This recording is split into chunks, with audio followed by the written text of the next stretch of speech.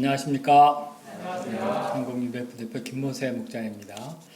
새해 복 많이 받으시기 바랍니다. 오늘 건축 과정 보고 들으면서 이게 이렇게 좋은 센터를 지으면서 빚이 하나도 없었다. 우리 간악 7부의 목장님들, 형제자매님들의 헌신이 그야말로 돋보이는 그런 센터다, 이런 생각을 하게 됐습니다. 제가 이 홀과 그 위층에 있는 그 카페에 들어갈 때 제일 먼저 느낀 건 참 아늑하다. 들어오면은 마음이 편해져요. 보통 센터를 여기저기 많이 다니려 보는데 여기 딱 들어올 때부터 이렇게 마음이 편안해지는 데는 여기밖에 없는 것 같아요. 정말 그렇습니다. 들어오면은 마음이 확 열려서 그야말로 이 관악 7부 이 센터는 사랑과 대화가 있는 곳이구나, 저절로 생각이 들어요. 그래서 방황하고 힘들던 양들이 이곳에 오면은 자연스럽게 마음을 열고 대화할 것 같은 그런 기분이 듭니다. 하나님께서 정말 여러 가지 문제로 마음의 고통을 겪고 방황하는 많은 젊은이들이 이곳에 와서 아주 그 따뜻한 분위기 속에서 마음을 열고 대화하면서 예수님을 만나는 역사가 충만하기를 간절히 기도합니다. 오늘 말씀의 제목은 하나님께 가까이함이 내게 복이라입니다. 다 같이 한번 해볼까요? 하나님께 가까이함이 내게 복이라. 자, 시작. 하나님께 가까이함이 내게 복이라. 네, 요절 말씀은 28절입니다. 다 함께 읽어보겠습니다. 자, 시작. 하나님께 가까이함이 내게 복이라. 내가 주 여호와를 나의 피난처로 삼아 주의 모든 행적을 전파하리이다. 거룩하신 하나님 아버지, 허물과 죄로 영원히 멸망할 저희들을 그리스도의 피로 구원하시는 은혜를 생각할 때 감사합니다. 저희를 향한 우리 하나님의 자비가 참으로 풍성하여서 온갖 허물 가운데서도 주님께 나아가 감사하고 찬양케 하시니 감사합니다. 아버지 하나님, 저에게 하나님께서 주신 은혜를 잊지 않게 하여 주시옵시고 언제나 주님을 기쁘시게 하고 감사하며 찬양하는 삶 살게 도와주십시오. 이 시간 제가 하나님께 가까이함이 내게 복이라 하는 말씀으로 제가 은혜를 나누고자 합니다. 성령께서 함께 하시고 이 말씀을 축복하여 주시옵소서. 예수님의 이름으로 기도했습니다. 아멘. 하나님께서 그동안 관악 7부 목사님들, 형제 자매님들의 기도와 헌신을 받으시고 아름다운 새 센터를 허락해 주신 것을 진심으로 감사드립니다. 하나님께서 이곳을 성서한국과 세계 선교 가운데 귀하게 사용해 주시기를 간절히 기도합니다. 제가 부족한 것이 많은데 초청해 주셔서 말씀의 은혜를 나누게 하신 것을 또한 감사합니다. 이 시간 저는 하나님께 가까이함이 내게 복이라 하는 이 말씀으로 은혜를 나누면서 새 센터를 주신 하나님께 함께 감사를 드리고자 합니다. 여러분에게 좀 제가 물어볼 게 있어요. 자, 여러분이 가지고 있는 신구약 성경 그 가운데 있는 말씀이 어떤 건지를 아세요? 네? 아가서? 네. 계산하신 것 같은데, 그거는. 네. 대충 이렇게 요즘은 뒤에 찬송가가 있어서 그 가운데를 짚으면 그렇지 않은데 찬송가 없이 대충 여기가 가운데다 하고 눈을 저기 계산을 해서 여기를 딱 잡으면 뭐가 나오냐면 대체적으로 시편이나 잠언이 나옵니다. 시편은 여호와여 하면서 주로 우리가 하나님께 올려드리는 그런 기도문이 되게 많죠. 올려드리는 내용이 많습니다. 그런데 잠언은 내 아들아 하면서 위에서 내려오는 말씀이 많아요. 우리가 듣고 경청해야 될 말씀입니다. 이 두 시편과 잠언 열심히 읽을 때 저는 우리 각 사람이 아주 영성이 아주 풍성해지는 사람이 되리라고 생각을 합니다. 그런데 이 시편 가운데서 가운데 있는 말씀이 뭔 줄 압니까? 네? 자꾸 가운데로 가는데 꼭 계산해서 가운데 그러면은 제가 또 할 말이 없지만 대충 중간에 딱 있는 말씀이 오늘 시편 73편 말씀입니다. 시편 73편 말씀인데 학자들은 이 말씀이 특별히 오늘 요절인 28절 이 말씀이 신구약 모든 가르침의 결론이다, 이런 얘기까지 하고 있어요. 그렇다는 점에서 오늘 말씀이 그 시편 중간에 다 껴있다 이런 게 좀 의미가 있고요. 그거를 한번 특별히 28절 말씀이 결론이라면은 우리 다 함께 한번 생각해 볼 필요가 있는 것 같습니다. 근데 이제 시편의 73편이 이 다른 시편과 좀 다른 점이 있습니다. 보통 시편은 여호와여 하고 시작을 하잖아요. 그리고 나서 이제 나 너무나 억울합니다. 나 고생 많습니다. 이런 얘기를 한참 해요. 그 다음에 이제 신앙 고백하고 그 다음에 탄원을 합니다. 하나님께. 하나님, 저 원수를 어떻게 해주세요? 나를 어떻게 해주세요? 이런 탄원을 하고 그리고 나서 갑자기 찬양으로 끝나죠. 그런데 이 시편 73편은 다른 것과 다 같은데 탄원이 없어요. 하나님 저에게 뭐를 해주십시오. 지금 본문 읽어봤지만 그런 거 없죠. 그죠? 그래서 갑자기 탄원해야 될 자리에 오늘 28절 말씀 하나님께 가까이함이 내게 복이라 하는 이 말씀으로 확 튀어나와요. 그리고 그것으로 끝나버립니다. 자, 여기에 어떻게 이러한 말씀이 갑자기 나타나게 되었을까? 앞에서는 그렇게 큰 고통 얘기를 하는데 갑자기 확 바뀌어서 하나님께 대한 확신과 찬양으로 끝이 납니다. 어떻게 이런 반전이 이루어졌는가? 오늘 말씀을 통해서 우리가 이것을 배우면 참으로 좋을 것 같습니다. 우리가 오늘 어떻게 해서 이렇게 반전이 일어났는가? 구체적으로는 어떻게 하나님께 가까이 나가는 것인가? 이거에 대해서 한번 생각해 보면서 말씀의 날을 나눠보겠습니다. 제1장 내가 어찌하면 이 일을 알까? 자, 이제 1절을 보십시오.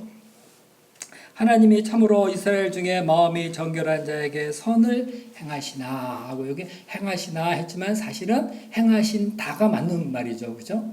네. 이것은 시인이 그 마음 깊은 곳에 가지고 있던 믿음이었습니다. 하나님은 참으로 이러한 분이십니다. 맞습니까? 네, 하나님은 정결한 자에게 선을 행하시는 분 맞습니다. 이 말씀은 우리 신앙의 전제입니다. 이 말씀이 있기 때문에 우리가 죄와 싸워나가는 겁니다. 우리는 이 말씀을 마음의 중심에 똑바로 세워놓고서 오늘도 정결한 삶을 살고자 죄와 싸워가는 겁니다. 그런데 2절부터 시인은 그런데 하나님 뒤에 보면은 행하시나 하니까 이게 뭔가 그렇지 않다는 이런 말이죠. 그런데 하나님 이 1절 말씀이 참으로 맞습니까? 하듯이 긴 탄식을 이제부터 막 뿜어냅니다. 2절과 3절을 보십시오. 시인은 나는 거의 넘어질 뻔하였고 나의 걸음걸음이 미끄러질 뻔하였으니 이는 내가 악인의 형통함을 보고 오만한 자를 질투하였음이로다. 자, 여기서 이 형통이라는 이 말은 히브리 말로 샬롬입니다. 샬롬 하면 우리는 평화 이렇게 생각을 하잖아요. 그런데 이 원래의 의미는 앞뒤가 완벽하게 맞아떨어져서 조금도 부족함이 없는 것을 말합니다. 그러니까 악인이 샬롬 하는 이런 말을 사용할 때에는 그에게 있어서는 어떤 것이든지 조금도 부족함이 없다. 아주 잘 살고 있다는 것입니다.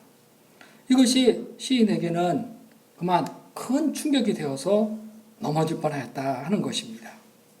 정말 가만히 보면은 악인들은 죽을 때에도 고통이 없는 것 같아요. 악인들이 살 때는 뭐 그럴듯하게 막 큰 소리치고 산다 그래도 죽을 때는 뭔가 공포에 막 시달리면서 내가 그렇게 사는 게 아니었는데 지옥이 눈에 보여 이래야지 그동안에 믿음으로 우리를 정결하게 살고자 하던 사람이 그럼 그렇지 이렇게 할 텐데 이건 그런 것이 아닙니다. 그들은 죽어도 고통 없이 평안하게 잘 죽어요. 그들은 죽을 때까지 힘이 강건합니다. 그들에게는 사람이 당하는 고난이나 재앙이 없습니다. 그리고 그들은 온갖 맛집 탐방을 다 하면서 세상에 맛있는 거를 다 먹고 저만 살이 쪄서 오늘 본문을 보면 눈이 퉁 튀어나올 정도로 살이 쪘다. 이렇게 말을 하고 있습니다. 또 이런 악인들은요, 뭔가 돈을 벌어야지 하고 계획을 세우면 자기 마음의 소원보다 더 많이 벌어요. 우리는 어디 조금 투자해 보려고 하면은 막 가슴이 떨리잖아요. 이거 했다가 망하는 거 아니야? 그러다가 모처럼 한번 해봤는데 손해보기 십상입니다. 그런데 악인은 항상 대박을 터뜨립니다. 자, 그리고 이런 악인들은요, 입술의 말이 아주 험해요. 그들은 마치 높은 데 앉아서 거만하게 사람들을 능욕하고 또 악하게 말을 막 해요. 야, 하나님을 믿어? 내 주먹을 믿어라. 보기에 그는 아이고 니들 꼬라지가 왜 그러냐? 이러면서 얼마나 비우는 말을 하는지 몰라요. 이들을 보고 있어야 하는 하나님의 백성들은 마음이 얼마나 괴롭겠습니까? 그런데 가만히 보니까 이런 믿음이 약한 이스라엘 백성들이 이런 악인의 말에 흔들려서 그래 맞아. 하나님이 뭐 지존자라 그러시지만 세상 돌아가는 거 모르시는 것 같아. 이러면서 악인들이 부어주는 죄악의 물을 마시고 같이 범죄에 빠져버리는 겁니다. 10절, 11절 말씀이 그렇습니다. 자, 이것을 두 눈 뜨고 바라봐야 하는 시인의 심정이 어떻겠습니까? 자, 12절을 보십시오. 볼지어다 이들은 악인들이라도 항상 평안하고 재물은 더욱 불어나도다. 볼지어다 하는 이 말은요, 참으로 말도 안 되는 기가 막힌 일이 벌어졌다. 그런데 좀 봐라 이것 좀 이런 뜻이죠. 도대체 항상 그래야 말과 더욱 이런 말이 그들에게 항상 따라다녀요. 항상 평안하고 더욱 불어나도다. 하나님은 지금 뭐라고 계시는 걸까요? 우리가 시편 1편을 보면은 시인은 시냇가에 심은 나무 같고 악인은 바람에 나는 겨와 같다고 했는데 이들은 그러기는커녕 항상 평안하고 어디서든지 승승장구하고 재산은 더욱 불어나니 이런 사람들이야말로 시냇가에 심겨진 나무와 같이 여겨지는 겁니다. 이것은 시인이 아무리 생각하고 또 생각해도 이해가 되지 않는 것이었습니다. 그래서 시인이 이런 말을 합니다. 내가 내 마음을 깨끗이 하며 내 손을 씻어 무죄하다 한 것이 실로 헛되도다. 시인은 항상 손을 씻어 난 죄가 없어 하는 그 정도로 죄와 철저히 싸웠어요. 그런데 하나님이 악인이 저렇게 번성하게 하고 자기들은 아무것도 없는 것 같으니까 헛되도다. 이런 얘기가 자연히 나오는 거죠. 사람은요, 의를 이루고 싶고 의를 자랑하고 인정받고 싶어하는 아주 고귀한 존재입니다. 자기 의가 하나님에게 무시당하는 것 같다. 그렇다면은 모든 것이 다 헛되이 여겨지고 살맛이 안 나는 겁니다. 우리가 양들이 열심히 기도하고 또 피싱도 나가고 그럴 때 새벽 기도도 열심히 나가고 그럴 때 목자님이 그거를 보고 아는 듯 모르는 듯 휙 지나가 보세요. 그럼 양들이요 자기를 인정해주지 않아가지고 모든 것이 헛되도다 그러면서 그만둬버려요. 인정해줘야 돼요. 그런데 시인이 그렇게 죄와 싸우고 악인의 그거에 빠져들지 않고자 자기를 지켜나가고 있는데 하나님이 자기를 인정해주지 않은 것 같으니까 얼마나 괴롭겠습니까? 자, 14절을 보면요. 시인의 괴로움이 여기서 끝나지 않아요. 나는 종일 재난을 당하며 아침마다 징벌을 받았도다. 하나님은 내게 상을 주시지 못할 망정 종일 재앙을 당하고 아침마다 징벌을 내리시다니. 물론 시인도 사람이니까 부족한 점이 있겠죠. 그래서 하나님이 그들에게 징벌을 주실 수도 있습니다. 그런데 도대체 악인은 샬롬하고 믿음으로 살고자 애쓰는 나는 왜 이렇게 돼야 되는가? 왜 하나님은 나만 괴롭히시는가? 이런 생각이 드는 거죠. 자, 이 정도면은 이제 시인도 좌절해서 그냥 감정대로 말을 마구 하고 싶습니다. 아니 이거는 뭐 하나님을 믿으나 안 믿으나 똑같은 거 아니야? 야 성경 공부 그만해. 안 믿어도 돼. 다 저렇잖아. 정말 그런데 뭐 이렇게 한번 말해보고는 싶겠죠. 네? 그런데 정말 이렇게 말하면은 그 옆에서 듣는 2세들이나 주의 아들 젊은 세대들에게 악영향을 끼칠 것 아닙니까? 그래서 그런 이런 막말을 참아야 됩니다. 하나님 앞에 살고자 하는 자는 감정대로 막 쏟아낼 수가 없어요. 뭐다 꼭 참아야 돼요. 믿는 사람은 이래 말을 조심해야 되잖아요. 참다 보니까 시인은 머리가 너무 아팠습니다. 16절을 보십시오. 내가 어쩌면 이를 할까 하여 생각한즉 그것이 내게 심한 고통이 되었더라. 자, 신정론이라는 것이 있습니다. 이거는요, 하나님은 언제나 정의로우시며 옳다, 이런 것입니다. 그런데 우리가 현실 속에서 살다 보면은, 그리고 갖가지 악의 문제에 부딪히다 보면은 하나님이 과연 선하신가? 선으로 세상을 통치하고 계신가?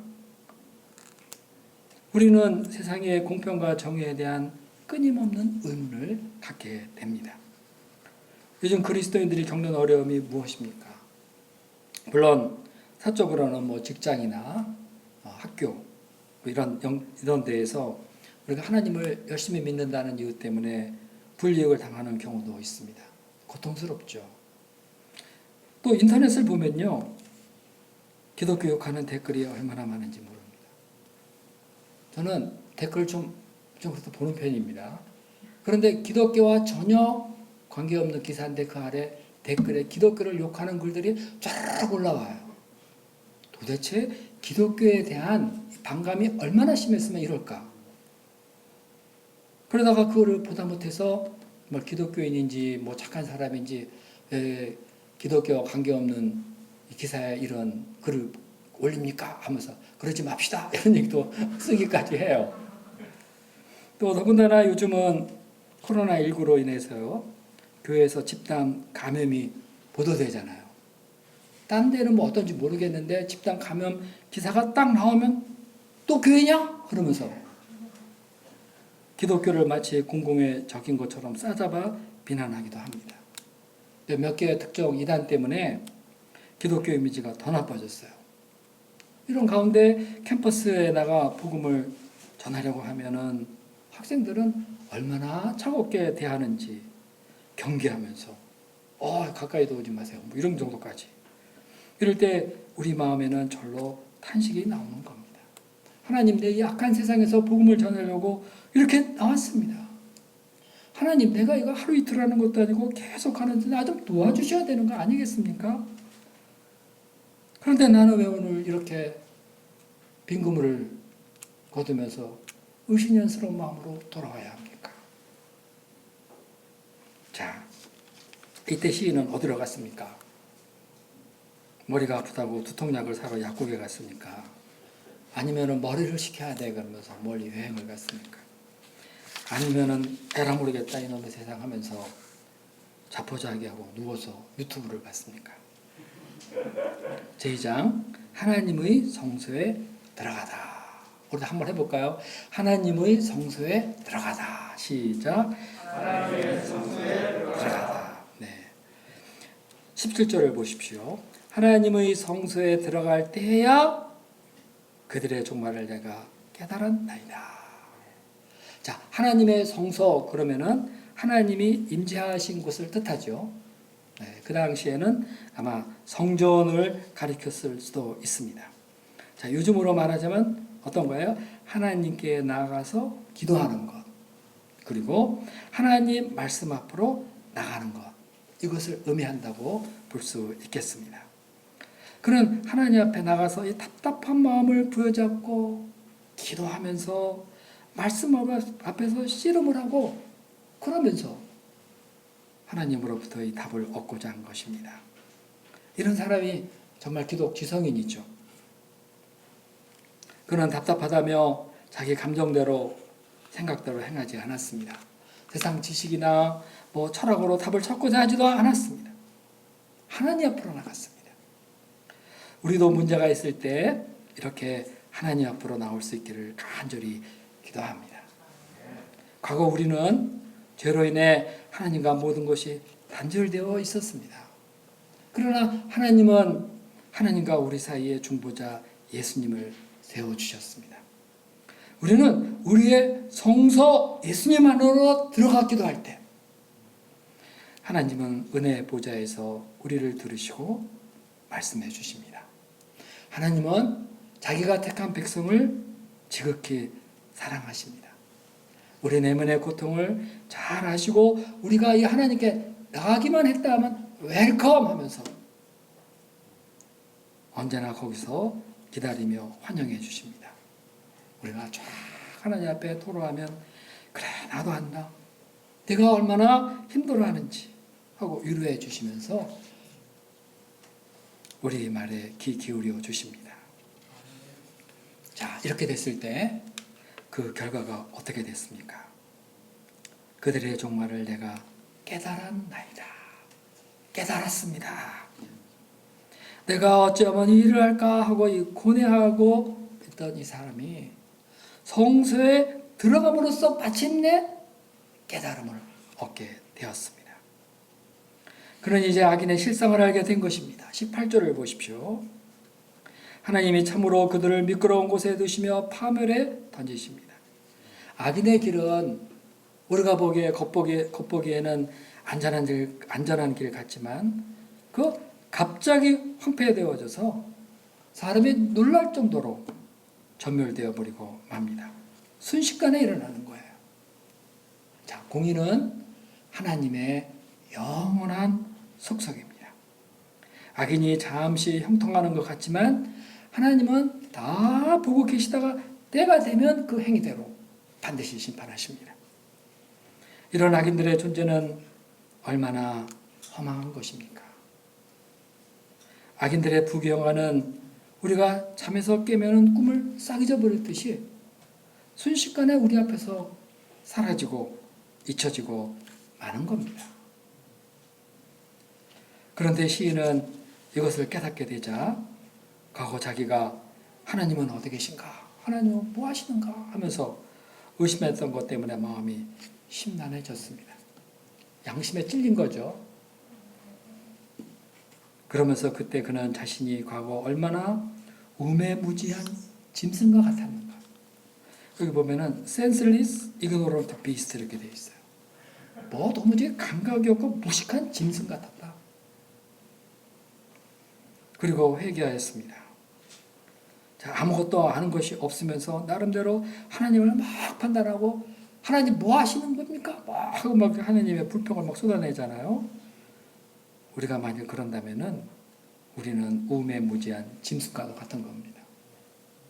하나님을 모르는 사람이 그렇게 말을 막 쏟아내고 하나님을 원망하는 겁니다. 하나님은 모든 것을 다 아시는 전능하신 섭리자이십니다. 악이 그렇게 형통한 데는 잠시 하나님의 뜻이 있는 거예요. 주전자가 뭐를 할까 막 하면서 하나님은 아무것도 몰라 이러면 안 되는 거죠. 23절을 보십시오. 그래서 하나님은 무지한 우리의 오른손을 붙드시고 인도해 주십니다. 주의 교훈으로 나를 인도하시고 후에는 영광으로 나를 영접하시리이다. 자, 이스라엘 백성들이 출애굽하였을 때 그들은 무지한 노예와도 같았습니다. 그러나 하나님은 시내산에서 강림해서 그들에게 뭘 주셨죠? 십계명을 주셨습니다.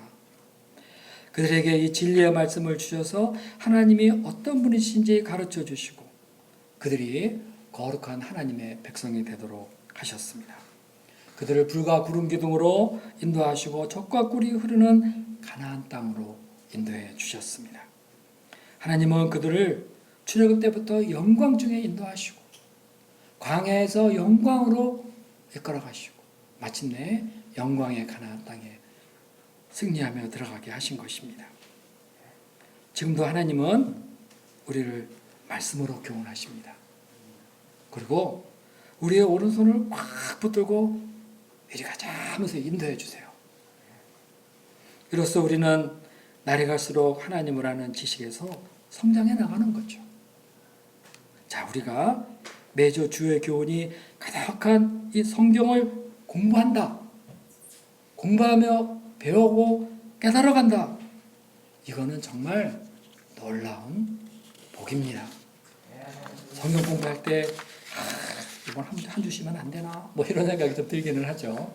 성경 발표도 한 주 없으면 좀 뭐 프레시하고 좋긴 해요. 가까다. 그러나 성경 공부 이것은요 우준한 우리를 지혜롭게 하는 그런 길입니다. 우리가 성경 공부를 함으로써 어느덧 지혜로운 사람, 똑똑한 사람이 되었습니다.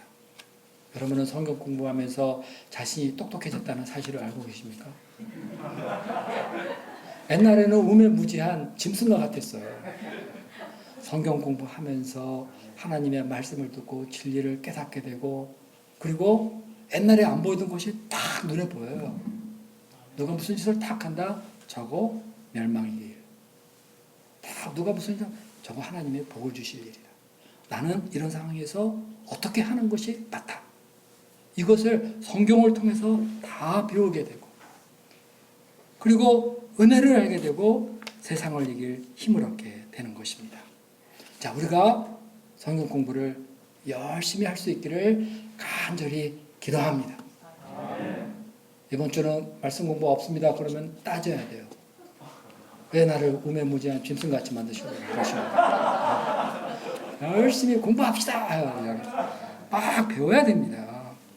그러면 하나님이 더 놀랍게 우리의 오른손을 딱 붙들고 놀라운 곳으로 영광으로 인도하시는 거예요. 자, 이제 시인은 하나님을 높이 찬양합니다. 다 함께 25절, 26절을 읽어보겠습니다. 자, 시작. 하늘에서는 주 외에 누가 내게 있으려 땅에서는 주밖에 내가 사모할 리가 없나이다.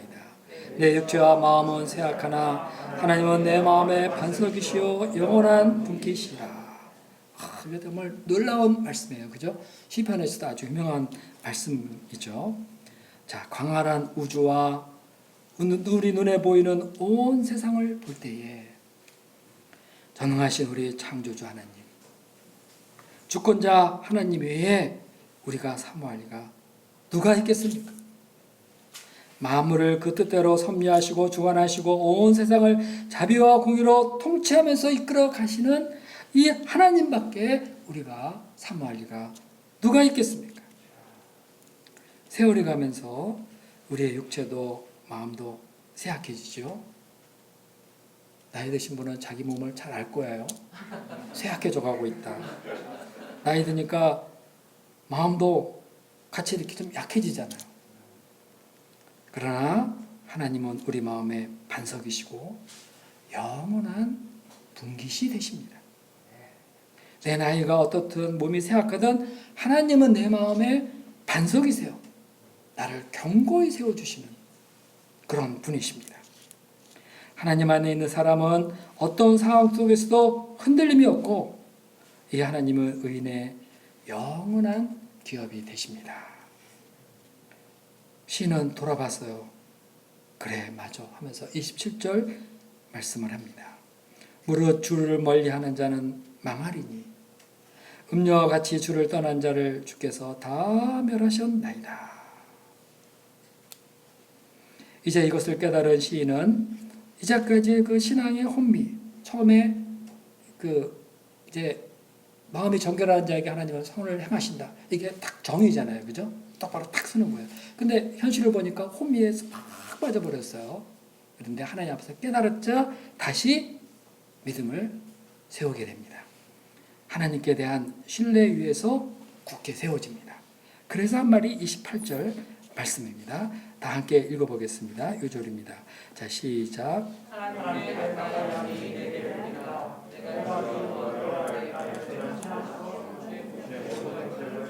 네. 하나님께 가까이함이 내게 복이라.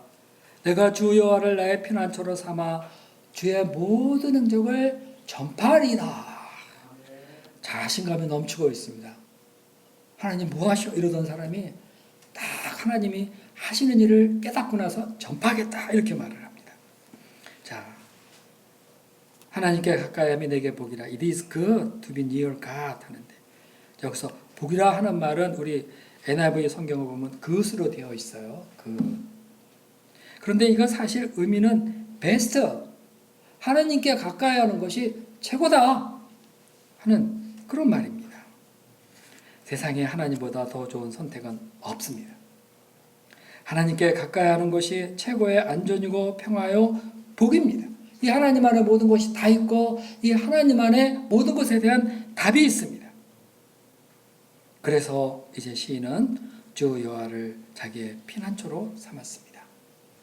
왜냐하면 1절에 나온 대로 이 하나님은 마음을 정결하게 하는 자에게 언제나 선을 베푸시는 신실하신 하나님이심을 이제 확신하였기 때문입니다.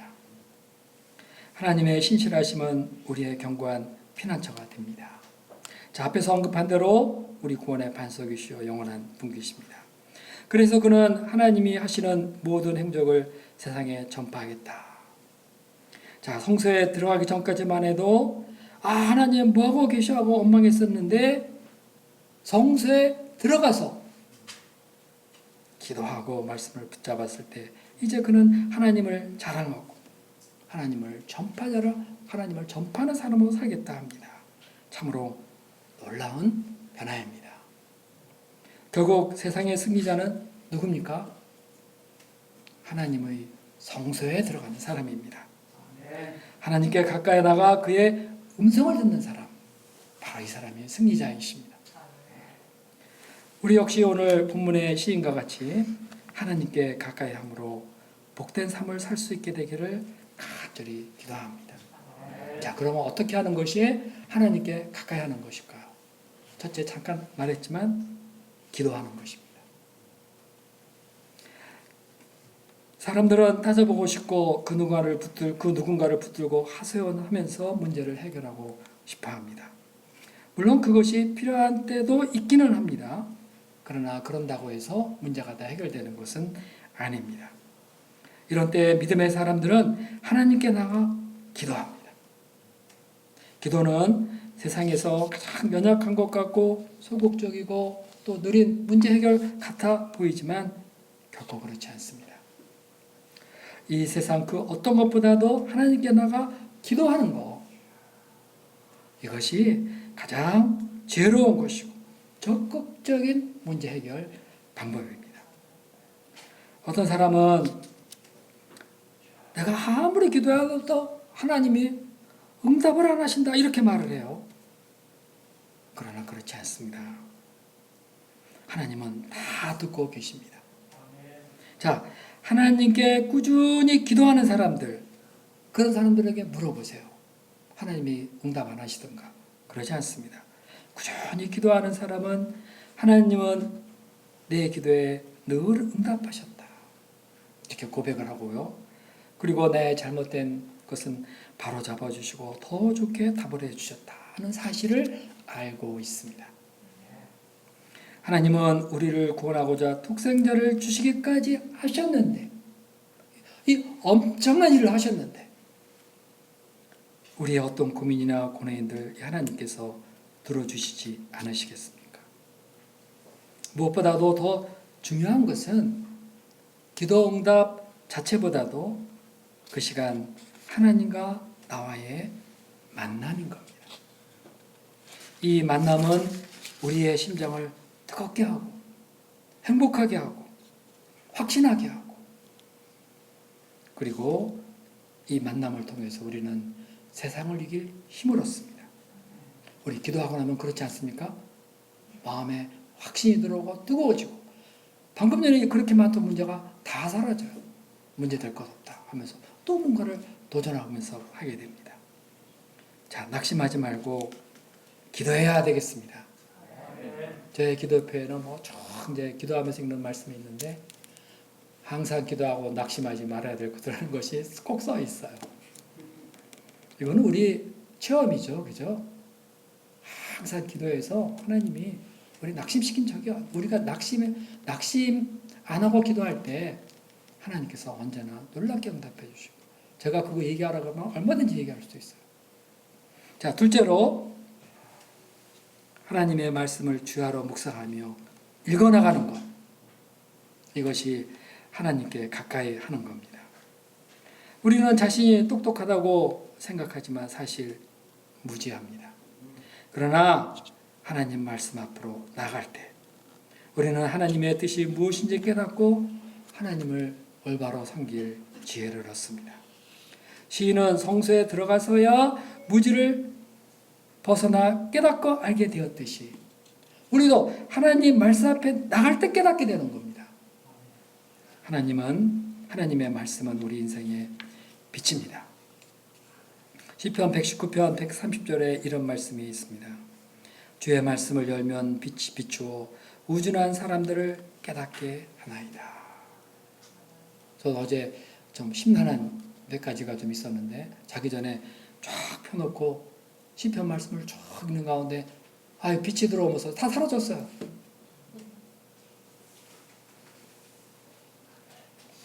주의 말씀은 내 발의 등이요 내 길의 빛이니이다.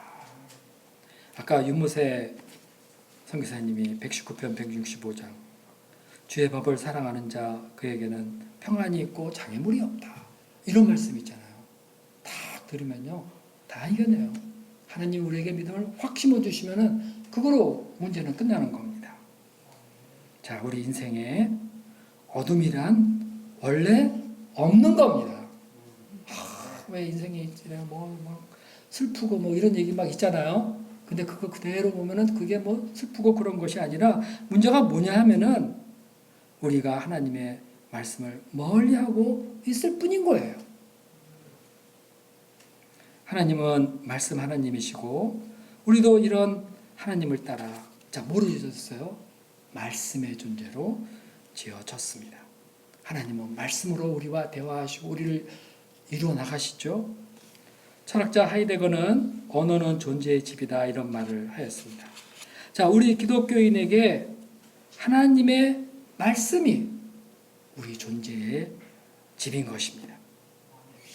우리의 삶은 사람이 예수님을 믿든 안 믿든 그 사람이 예수님을 믿든 안 믿든 우리의 삶은 주의 말씀 안에 있고 주의 말씀대로 이루어지는 겁니다.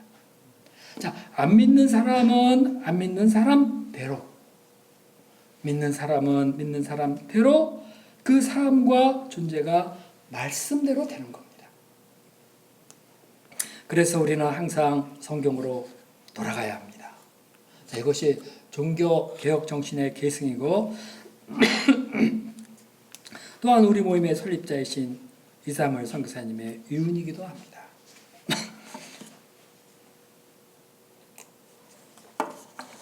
자, 셋째로 하나님께 가까이 하는 것, 그것은 주의 말씀을 따라 믿어 순종하는 겁니다. 주의 말씀을 순종하며 지킨다고 하는 것은 자기 부인이 따르는 것이기 때문에 생각같이 쉬운 일이 아닙니다. 여기에는 고난이 따릅니다. 세상은 예수님도 미워하지 않았습니까? 그러나 우리가 주의 말씀에 힘들다고 순종하지 않으면서 하나님께 가까이 한다. 이렇게 말할 수는 없는 것입니다. 말만 하는 신앙은 성전 마당만 밟는 것과 같이 공허한 신앙입니다.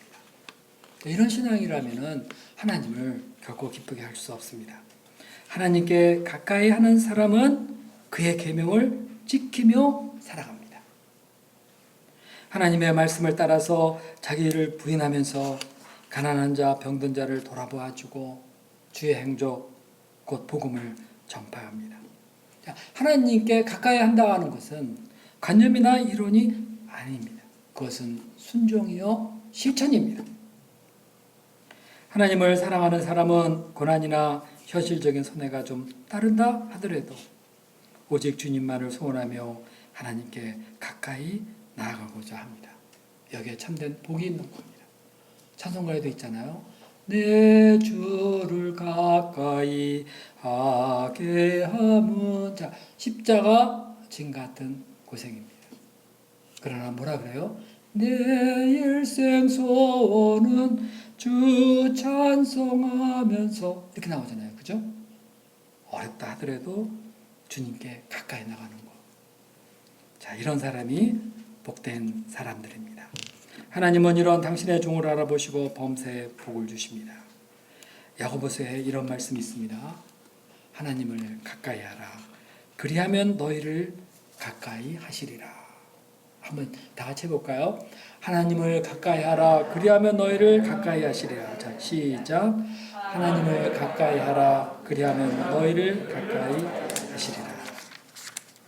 저는 대학에 들어와서 유신 반대 데모하다가 제적이 되었습니다. 군 강제 입영을 3번이나 당했어요. 아마 병무청에 내 병적 기록 카드 보면은 뭐 이런 카드가 다 있나 아마 그럴 것 같아요. 그리고 제대 후에 이제 어떻게 살아야 되는지, 내 인생이 앞날이 막막하고 모든 것이 너무 험해했습니다. 풀 수 없는 죽음의 문제와 또 무엇을 위해 살아야 되는지 이 삶의 의미가 나를 너무나도 괴롭혔습니다.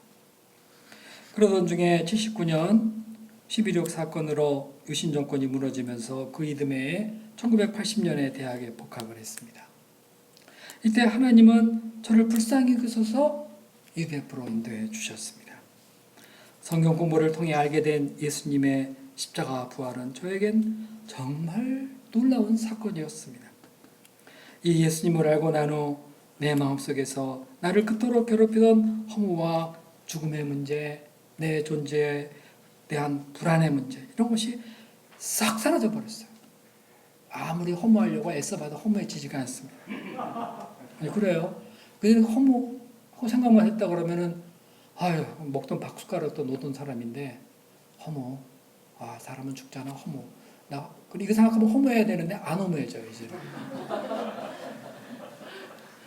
이 예수님 안에 참 생명과 영생이 있습니다. 그리고 거기에 쉼이 있습니다. 수고하고 무거운 짐지자들아 다 내게로 오라. 내가 너희를 쉬게 하리라. 이 예수님께 나갔더니 예수님은 참으로 온유하셨습니다. 인생의 허무로 헛되게 방황하고 술만 마시던 저를 받아주시고 그 안에서 쉬게 하셨습니다. 이 예수님은 거칠고 악한 세상 가운데 내 영혼을 지켜주시고 나의 주, 나의 하나님, 나의 로, 나의 가시 되셨습니다. 이 예수님을 생각하면 저는 언제나 놀라고 감사합니다. 예수님을 처음 믿었을 때부터 지금까지 나의 기쁨, 나의 소망은 오직 예수님 한 분뿐이십니다. 이 예수님은 제 인생의 답이 되었고 견고한 피난처가 되어 있으십니다. 이렇게 예수님을 피난처로 삼게 된 저의 삶은 기도와 말씀 그리고 전도, 이 세 가지를 기둥으로 해서 이루어지게 되었습니다. 얼마나 감사한지 모릅니다. 저는 기도를 통하여서 하나님의 능력과 사랑을 체험하는 삶을 살게 되었습니다. 이건 정말 놀라운 것입니다. 기도는 삶의 기쁨이었습니다. 특별히 저는 하나님께 가까이 함이 내게 복이라 하는 이 말씀의 기초에서 기도를 사모하면서 몇 해 전부터는 하루에 3번 기도하고자 방향을 잡았습니다. 오전에 한 번, 오후에 한 번, 저녁에 한 번. 어쨌든 시간을 내서 그냥 바로 무릎 꿇고 기도하는 거. 한 번 하는 것보다 2번 하는 것이 하나님께 더 가까이 하는 거야. 2번보다는 3번이 더 가까워지는 거야. 이런 생각을 한 것이죠. 물론 어떤 날에는 기도 한 번 겨우 할 때도 있기는 해요. 그러나 저희 기도협회에는 언제나 이 말씀이 있습니다. 하나님께 가까이 함이 내게 복이라. 저는 이 말씀을 읽을 때마다 그야말로 막 설레는 마음으로 주님께 나가 기도하게 됩니다. 왜냐하면 그것이 내게 복이 된다는 것을 알고 있기 때문에 그렇습니다. 이렇게 기도하면서 많은 응답을 받았고요. 그리고 제가 드리는 기도의 최고 응답은 바로 나 자신이다 하는 거예요. 아까 앞에서 말씀드린 대로 기도할 때마다 하나님은 나에게 은혜와 능력을 부어주시고 내 안에 어둠을 다 걷어가시고 그리고 능히 주의 일을 하게 하십니다. 저는 또한 성경 읽기에 힘쓰고자 합니다. 어찌하든지 시간을 내서 성경을 차분하게 읽어나가고자 할 때 행복합니다. 밤에 자기 전에 성경을 이렇게 해서 몇 절이라도 읽고 많이 묵상하면 잠이 달콤해집니다. 그 많던 이런저런 일로 본문이 다 사라지고 아침을 거뜬하게 희망 가운데 일어나 일을 하게 됩니다. 자, 만일 성경이 없었더라면 지난 날을 어떻게 살아올 수 있었을까요? 이제까지 나를 은혜와 진리 가운데 굳게 세워준 것은 바로 이 하나님의 말씀입니다.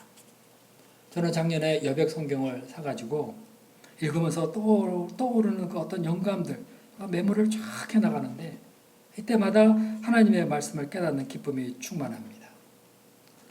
예레미야서, 또 이사야서, 에스겔서 작년에 자세하게 공부를 했어요. 그냥 막 읽을 때보다 자세히 공부하니까 우리 시대를 향한 하나님의 마음에 절로 이렇게 막 느껴지고 그리고 기도하게 되더라고요. 지금은 시편 매일매일 읽고 있습니다. 한자 밑줄 그어가 막 읽으면은 행복합니다. 이게 시편 말씀이 얼마나 좋은지 이거 다 외워야 될 텐데 날 잡아서 한번 그냥 20번 통독을 계속 소리내서 해서 붙어 있으면 좋겠다 이런 생각까지 들어요. 자, 세상이 아무리 복잡하고 어려운 것 같지만 우리가 주의 말씀 안에 들어가 그 음성을 듣기 시작할 때 문제는 더 이상 문제가 아닙니다. 문제는 언제나 내 안에 하나님의 말씀이 있느냐 없느냐, 바로 이거죠. 우리 목자님들이 상담하러 가잖아요, 그죠? 목자님들이 그런 말 잘해요. 말씀이 없어서 그래. 그러면 목자님 하시는 소리 맨날 똑같다 그래요. 근데 사실 맞는 말이에요. 말씀을 깊이 받으면은요, 문제가 사라지고 방향이 생기고 그렇습니다. 20세기 초에 네덜란드의 수상이었고 유명한 신학자였던 아브라함 카이프라는 분이 있는데 이 사람 인생의 요절이 바로 이겁니다. 하나님께 가까이함이 내게 복이라. 이 사람의 그 명상집 하나님께 가까이라는 책도 있어요. 그는 이 말씀에 감동에 사로잡혀서 일생 얼마나 많은 일을 하였는지 모릅니다. 제가 오늘 이 말씀을 전하는 것도 이 말씀에 제 마음에 붙들려 있기 때문입니다. 이 말씀은 저를 격동시켜주고 온갖 인간적인 생각을 떨쳐나게 하시고 벌떡 일어나서 주께 나가 무릎 꿇고 기도하게 합니다. 그리고 성경을 읽게 만듭니다. 저는 UBF 대표가 된 이후 지금도 변함없이 이 말씀을 붙들고 하나님 역사를 섬깁니다. 일을 하다 보면은 실수도 하고요. 어려운 문제도 있기 마련인 겁니다.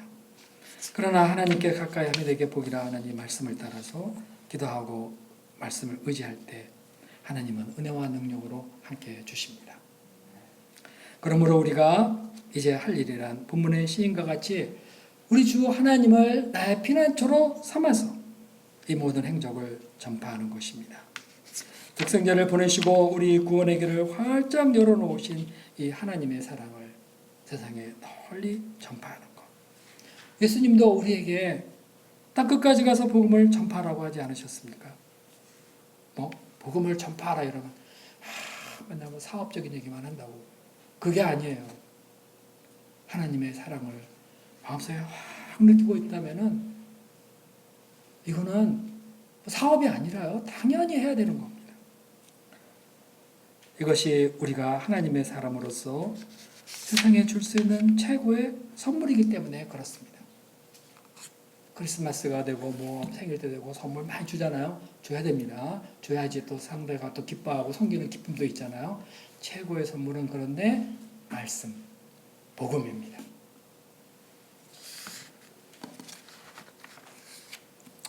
아무리 생각해도 이 말씀이 구약 모든 가르침의 결론이다. 저는 이거에 전적으로 동의합니다. 그리고 더 연장시켜보면 이것은 신구약 성경의 결론이다. 하나님께 가까이 하자. 하나님은 우리의 피난처다. 하나님이 이루신 이 일을 세상에 전파하는 것. 이거 우리가 할 일이다. 지금은 참 힘들고 어려운 때입니다. 여기에 코로나19로 인해서 더욱 그렇습니다. 그리고 많은 젊은이들이 하나님을 모르고 진리를 몰라 고통하며 방황하고 있습니다. 그런데 이때 우리가 무엇을 할 것입니까? 하나님은 지금 구속 역사를 위해 모든 것을 계획하시고 이끌어 가십니다. 코로나19 이것 때문에 뭔가 안 되는 것 같은데 그러지 않습니다. 제가 작년에 있던 UFO 전체 이런 그 통계들이 많잖아요. 보면은 주일예배가 전국적으로 많이 늘었어요. 야, 이거 봐라. 그러면서 제가 놀라고 있습니다. 이러면 이런 대로 막 연구하면서 기도하고 할 때 더 많은 초청의 역사, 제재 양성의 역사가 일어나는 것을 깨닫게 됩니다. 자, 하나님은 구속 역사를 위해서 우리 시대를 섬세하게 설계하고 이끌어 가십니다. 문제는 우리가 이 가운데서 믿음을 가지고 무엇을 하는가 하는 겁니다. 자, 관악 일어날 때 관악 7부 목자님들, 형제 자매님들 한 분 한 분이 자, 이제 마음을 합쳐서 하나님께 가까이 나가고자 힘을 쓸 때에 딱 모이면은 기도하고 성경 공부하고 또 나가서 전파하고 이럴 때 하나님께서 관악 7부를 캠퍼스와 만민구원 역사에 귀하게 사용해 주실 것을 믿습니다. 관악 7부가 우리 시대의 또 다른 위대한 시온성과 같이 되어서 하나님의 영광을 드러내는데 귀하게 쓰임받게 되기를 간절히 기도합니다. 기도하겠습니다. 거룩하시고 내려오신 하나님 아버지, 오늘 관악7부 새센터 봉헌 감사 예배를 드리면서 저희들이 하나님께 가까이함이 내게 복이라는 말씀의 은혜를 함께 나누게 하셔서 감사합니다. 하나님 아버지, 저희가 복된 삶을 살고자 여러모로 연구하고 애쓰지만 오늘 하나님의 말씀이 우리에게 가르쳐주는 것은 참으로 단순합니다. 하나님께 가까이함이 내게 복이라. 이 말씀을 저희 심령에 깊이 허락하시고 이 말씀으로 우리의 마음을 격동시켜 주셔서 범사에 주님께 더 가까이 나아가고자 애쓰는 우리들이 되게 하여 주시옵소서. 관악 7부의 성령의 은혜가 충만하고 이것에 주의 복이 넘치는 곳이 될 수 있도록 도와주십시오. 예수님의 이름으로 기도했습니다. 아멘.